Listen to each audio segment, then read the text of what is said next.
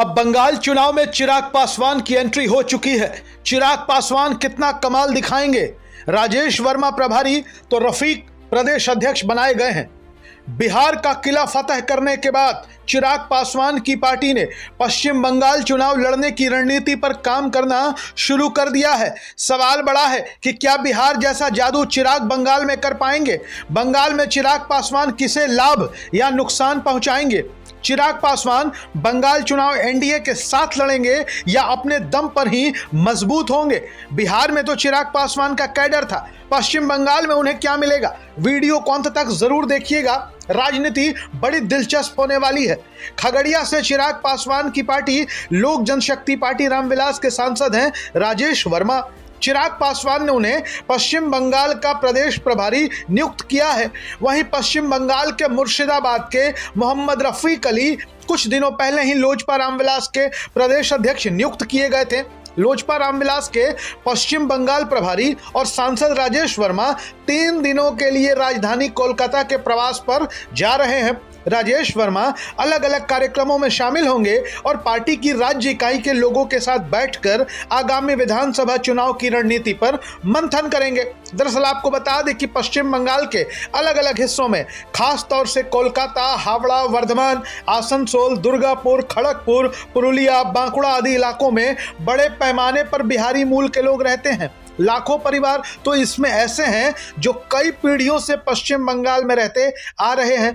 वहीं बंगाल के 2 जिले मालदा और उत्तरी दिनाजपुर बिहार से सटे हुए हैं। चिराग पासवान का फोकस इन्हीं इलाकों और इन्हीं वोटर्स पर है।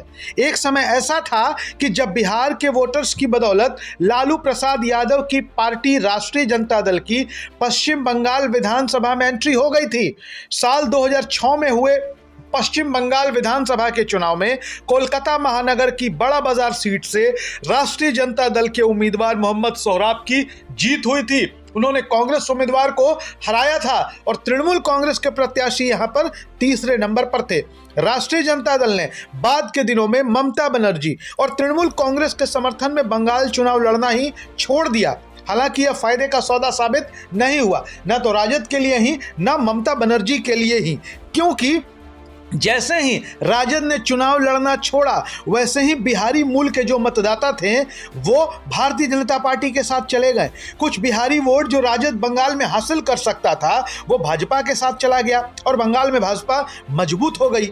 बिहारी मूल के मतदाताओं में चिराग पासवान के समर्थक माने जाने वाले पासवान समाज की भी बड़ी आबादी है। हालांकि इनकी आर्थिक स्थिति बेहद कमजोर है।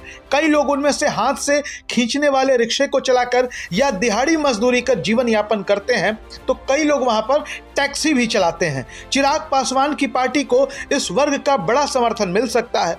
अब बड़ा सवाल, क्या चिराग पासवान बीजेपी के साथ गठबंधन में मिलकर चुनाव लड़ेंगे या फिर उनकी पार्टी एकला चलो की राह अपनाएगी। सच्चाई यह है कि अकेले लड़ना फिलहाल चिराग पासवान के लिए कोई फायदे का सौदा नहीं होगा। अगर वो बीजेपी के साथ मिलकर चुनाव लड़ते हैं तो जाहिर तौर पर लाभ चिराग पासवान को भी होगा और भारतीय जनता पार्टी को भी होगा।